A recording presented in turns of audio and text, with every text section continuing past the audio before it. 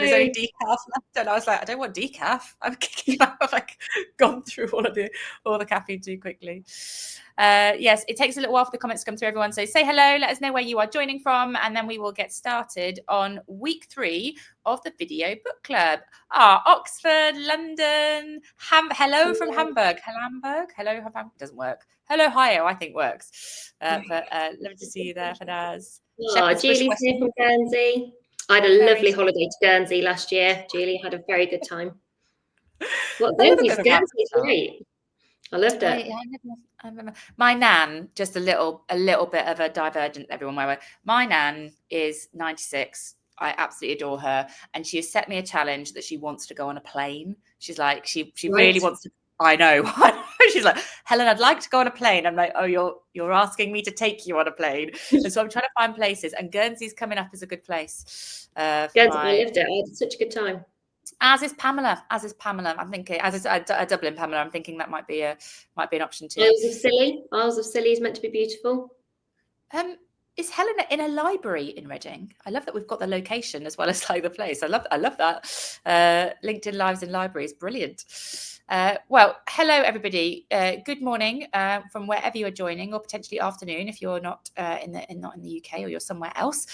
So we are on week 3. Well done. We're at week 3 of the Video Book Club, and today's topic is stress and burnout. So the book was Burnout by Amelia Nagoski and her sister Emily Nagoski, and this week so far we have had the conversation that Sarah and I had, sharing sort of our reflections on the video book, and then we've got Sarah's conversation that she had with Amelia too. So we thought we would just start off with a bit of our reflections, kind of a couple of weeks on, and then I listened to the episodes again in order to create the pod sheet. So I might be a bit fresher in my head because I've had that little bit of an update. So we thought we'd just share a little bit of our reflections, and then get your reflections. If you've listened to the podcast or you've watched the video book, what kind of insights have you got from it? And then there's a couple of points we want to dive into a bit more that we thought would be useful as a group to do, and then we'll get into actions. The same structure as normal: reflections, insights, actions, as a community learning together. Also, you're getting a bit of fashion compliments there from Catherine. You've given her a boost, Catherine. Helen is a fashionista, so she won't enjoy that. But thank you. I love a bit of ombre. I love ombre. I'm wearing red today because I'm doing some stuff for HSBC later, so I'm on brand for HSBC. Right, Sarah, reflections. A couple of weeks on, what are your reflections on burnout and solving the stress cycle? I think the thing that stood out for me, so I'd not heard of this idea of a stress cycle before I read the book, before kind of doing the interview and watching the video book. And I think what has stuck with me is this idea of we don't complete the stress cycle in the moment of stress, particularly when we think about work. So I was thinking back to some of the most stressful scenarios, situations in my career so far. And sometimes I think you feel like you feel proud of yourself that you've dealt with something that was stressful and you think it's done with. I think their point is, but it's not done. You haven't quite completed the stress cycle. So let's imagine you're in a really difficult conversation with somebody, or maybe you work with somebody who's difficult. I've had that. I think who hasn't had that in their squiggly career? At some point, you have someone you work with where there's friction, there's tension, you're not a good match. And I remember finding that really difficult, especially because it was over a sustained period of time.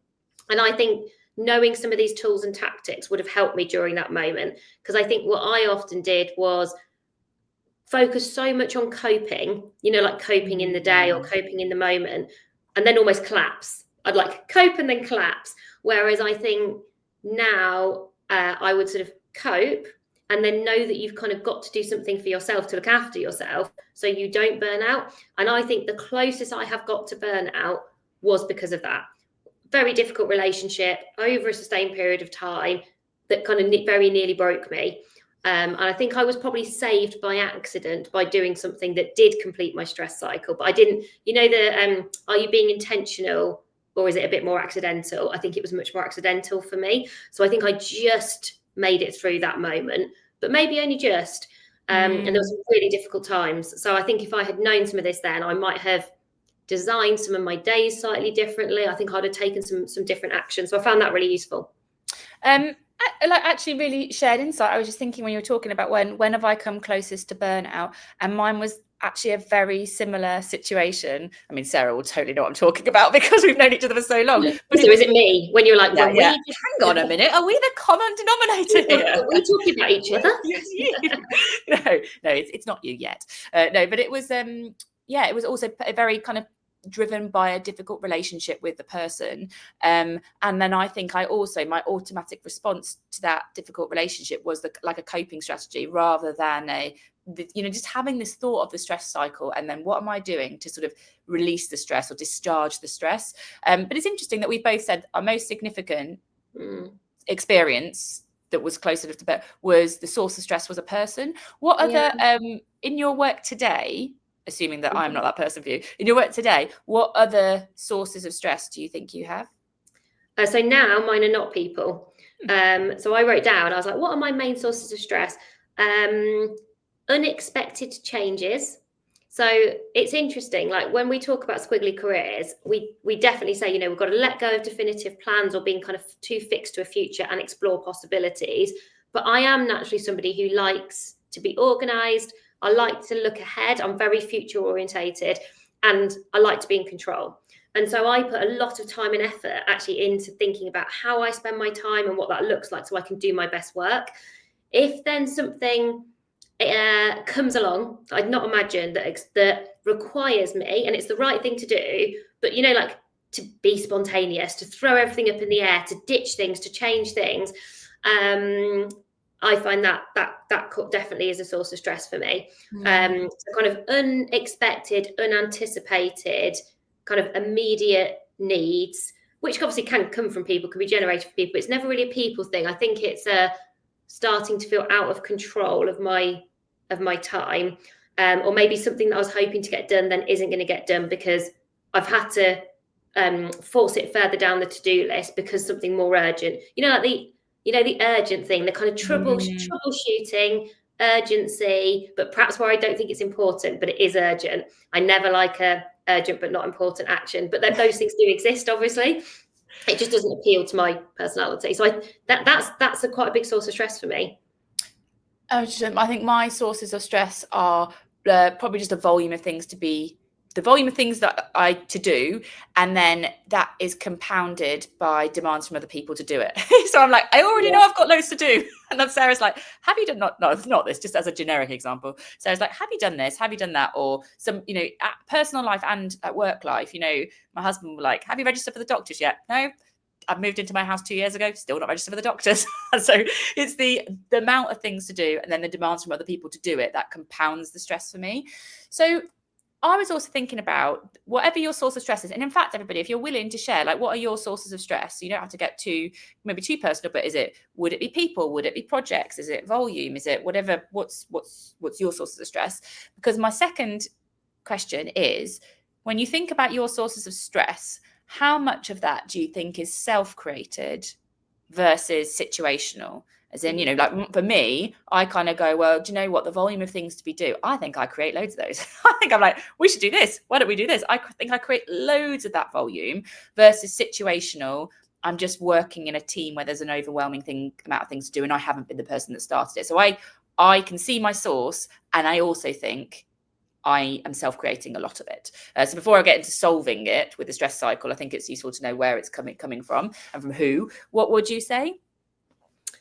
Whether it's self-creating or situational, situational for me. I think because I am so intentional, and I think we're quite lucky. It's quite a privileged position to be in when you run your own company.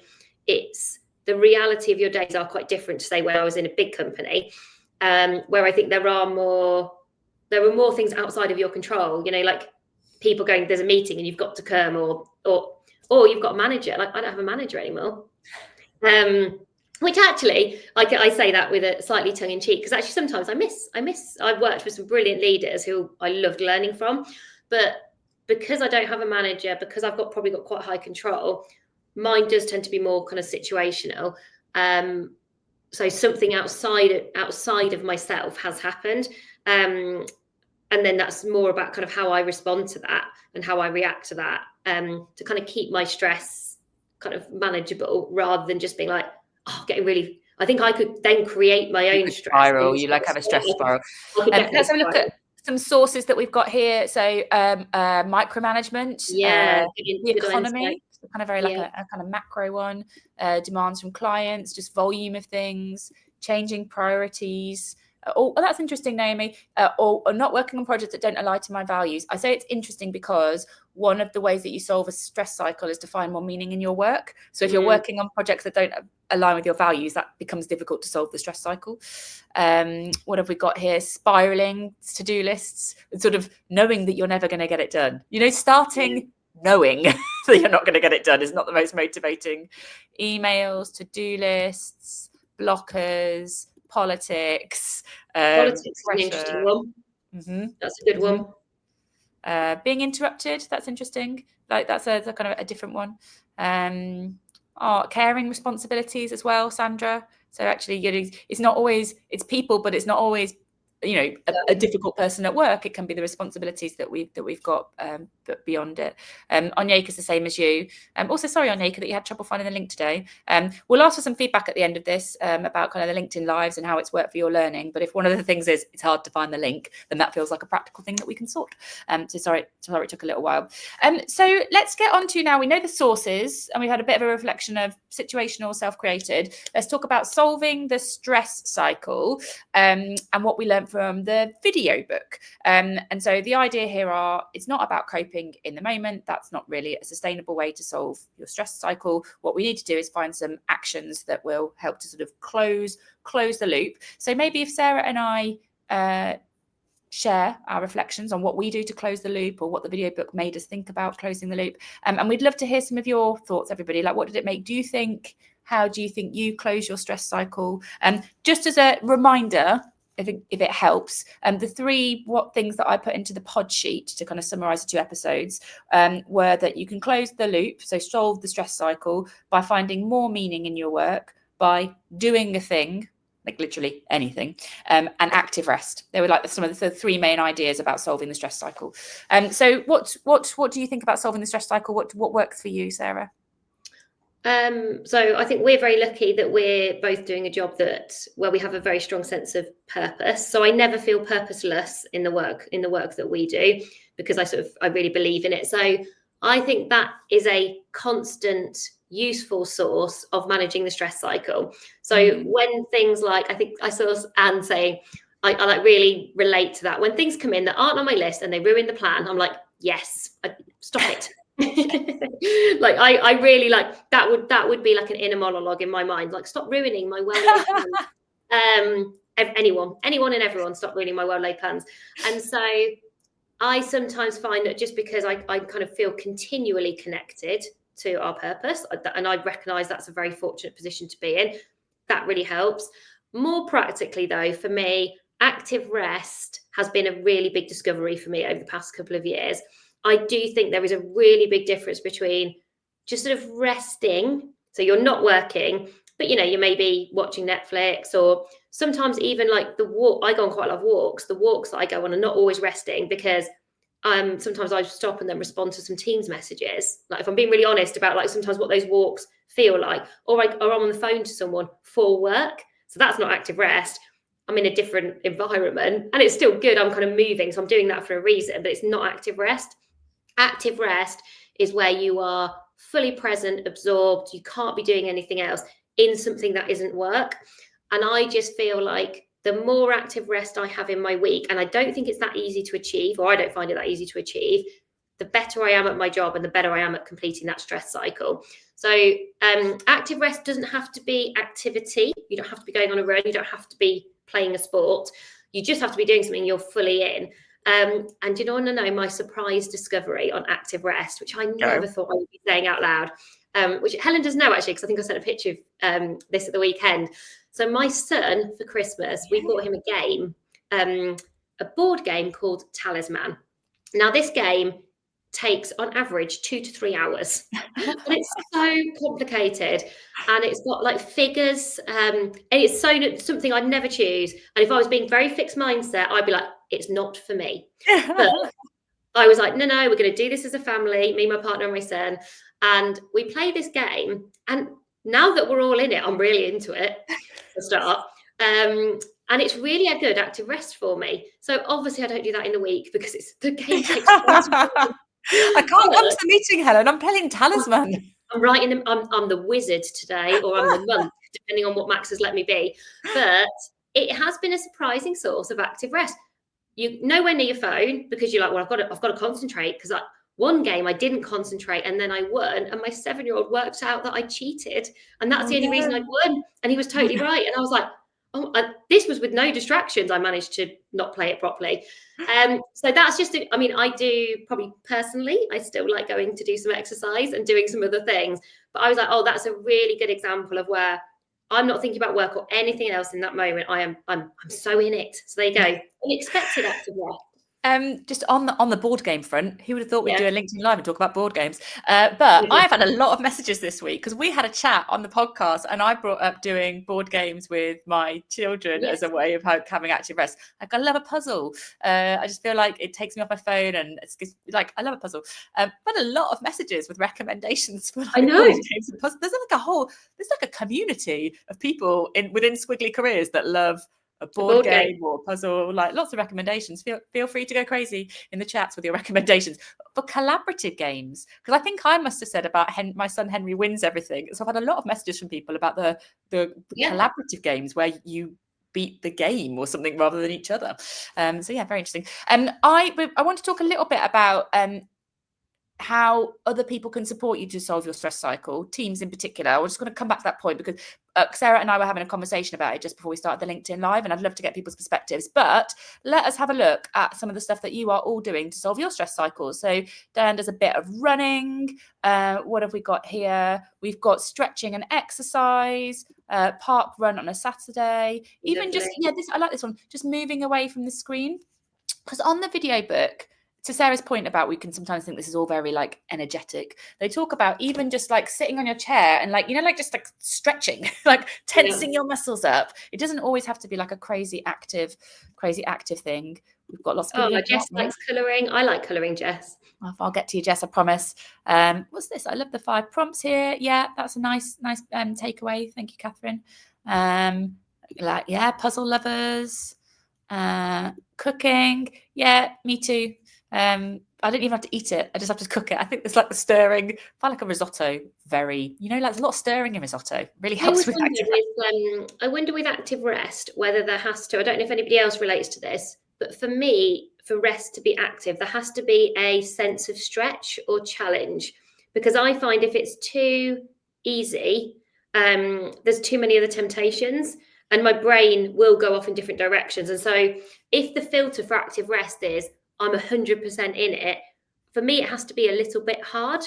So like if I think about the exercise that I do when I go and do, say, like reformer Pilates, it's hard. And so and actually the minute something is a bit too, almost like if I can sort of do it without concentrating too much, it sort of stops. It might do something else, but that kind of filter of like, am I fully in this? I'm like, I actually now notice, I'm not. So I then sort of almost feel good about things that I find a bit harder, because I'm like, but at least I'm getting active rest. I've achieved some rest. A couple of people have got colouring in here, Zumba dance. Just want to get them all in case it inspires people. Paul's doing the miracle morning. I tried the miracle morning, Paul. It's quite intense. So, to Sarah's point about something that's hard, like fitting in all those elements of the miracle morning. But I'm like, what miracle morning is. Well, it's Paul's the expert, so Paul can go, but it's basically like a series of like, I think you do some exercise for 10 minutes, you read for 10 minutes, you journal for 10 minutes, I think you meditate for 10 minutes. It's like a 60-minute cycle of activities. Oh, Paul, you're gonna have to tell me who wrote the book. It's got a really interesting name. Calligraphy. Calligraphy is a good example. I quite like to learn calligraphy. Audio books, loads of stuff here.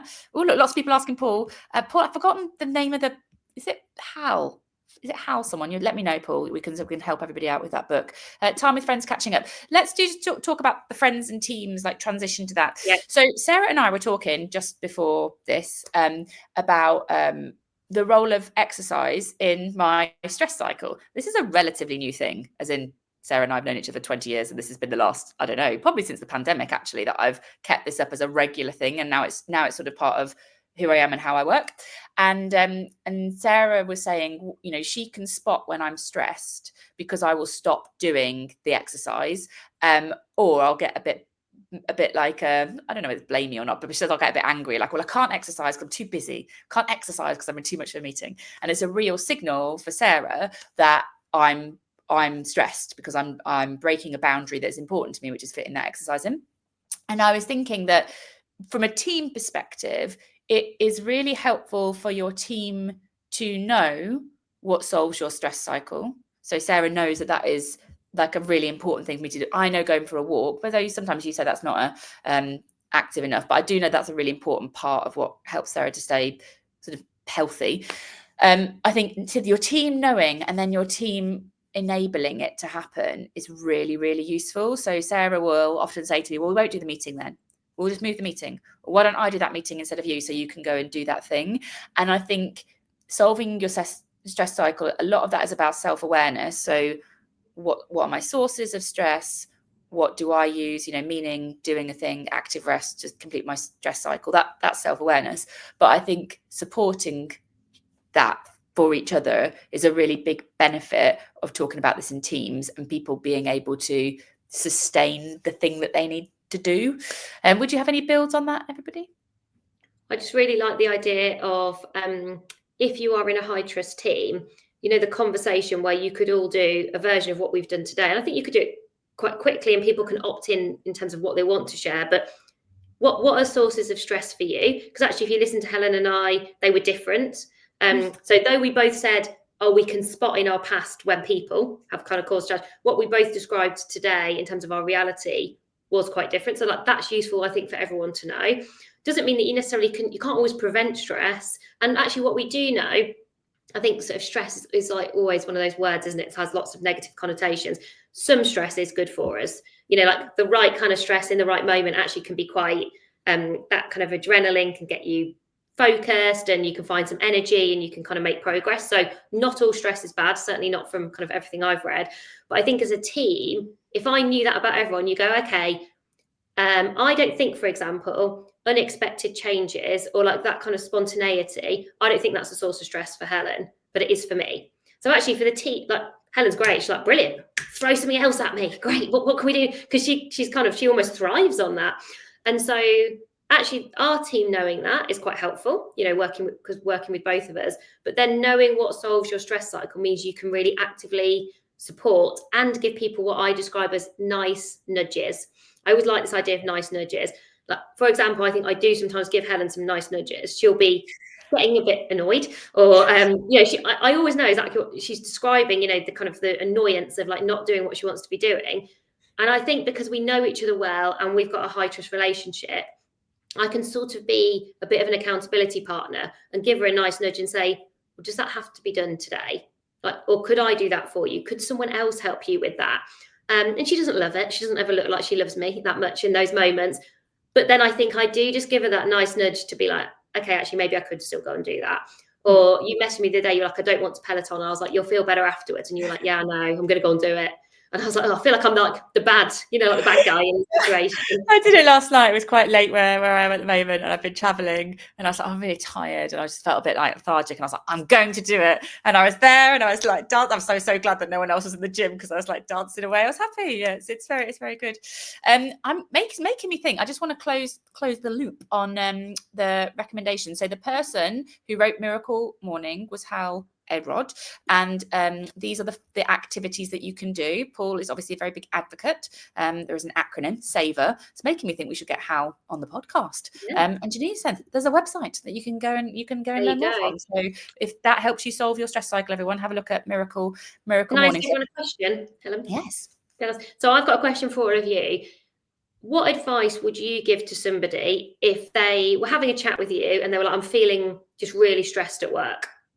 Because I think we get that, right? From friends, from family, people we work with all the time. I'm just finding work really stressful.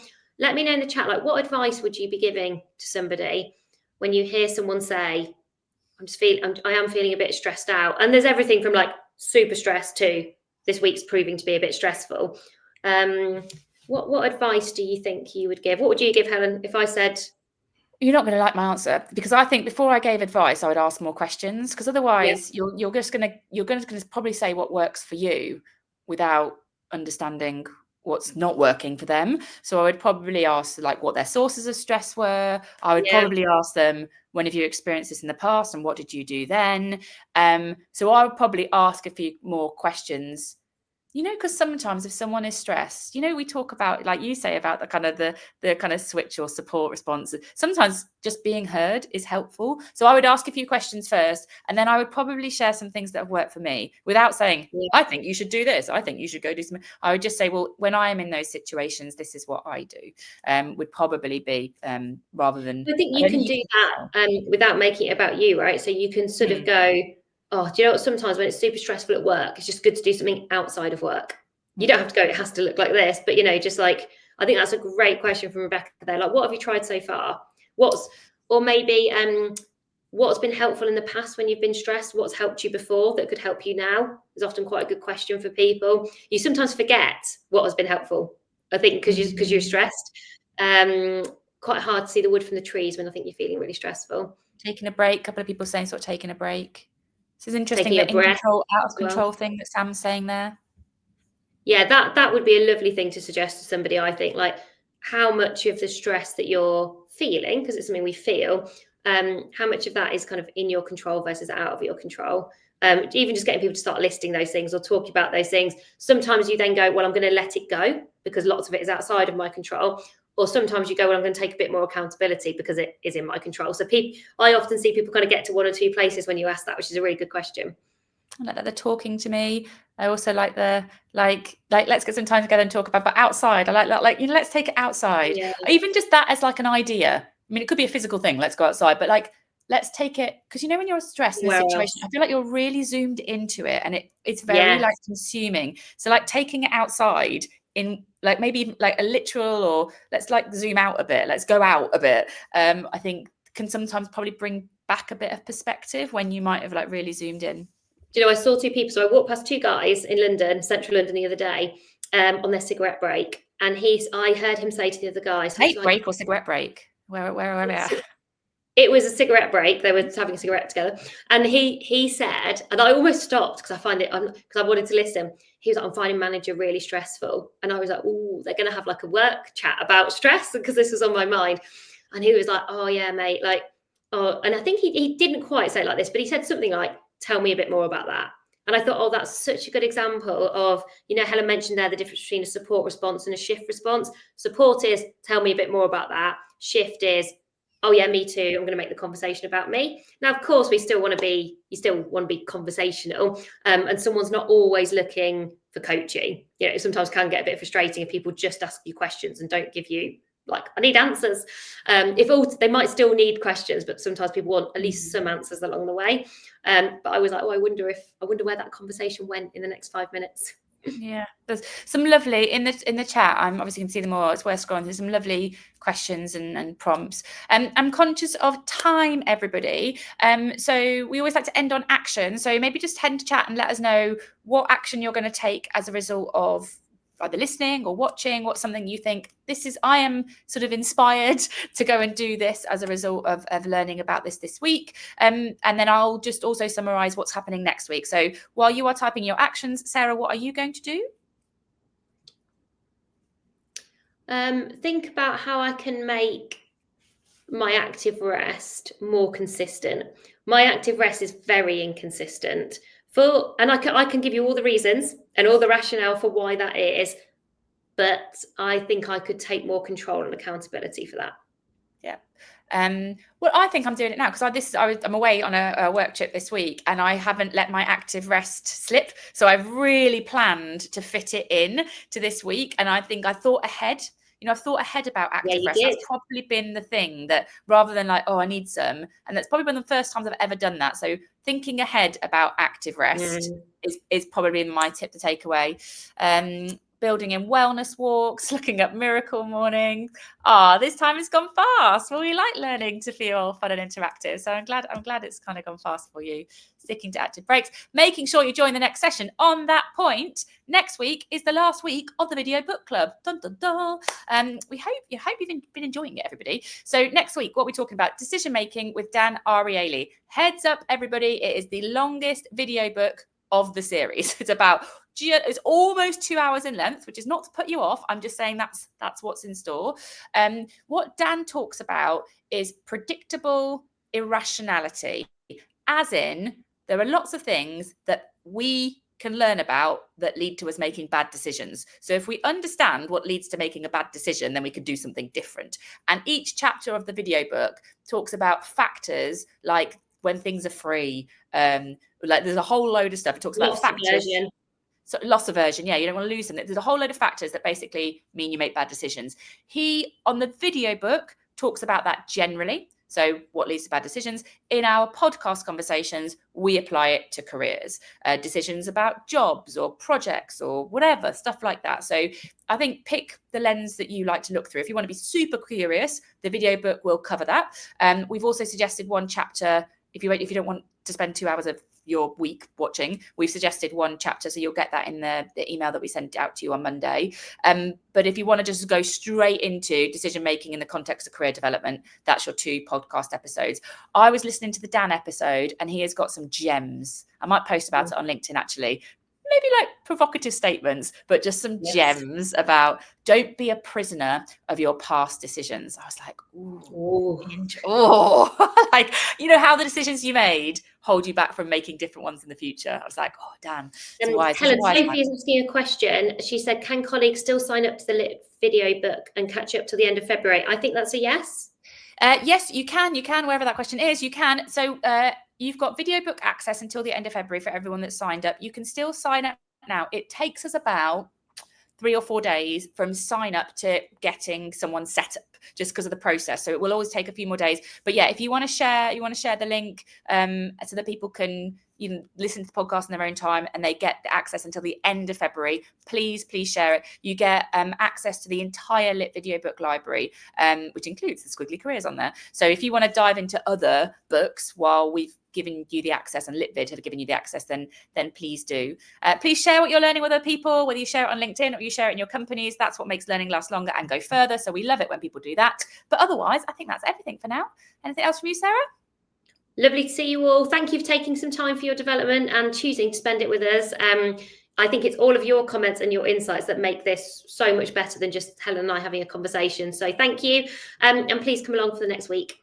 Amazing. All right. Take care, everybody. See you soon. Have a good rest of your week. Bye, everyone.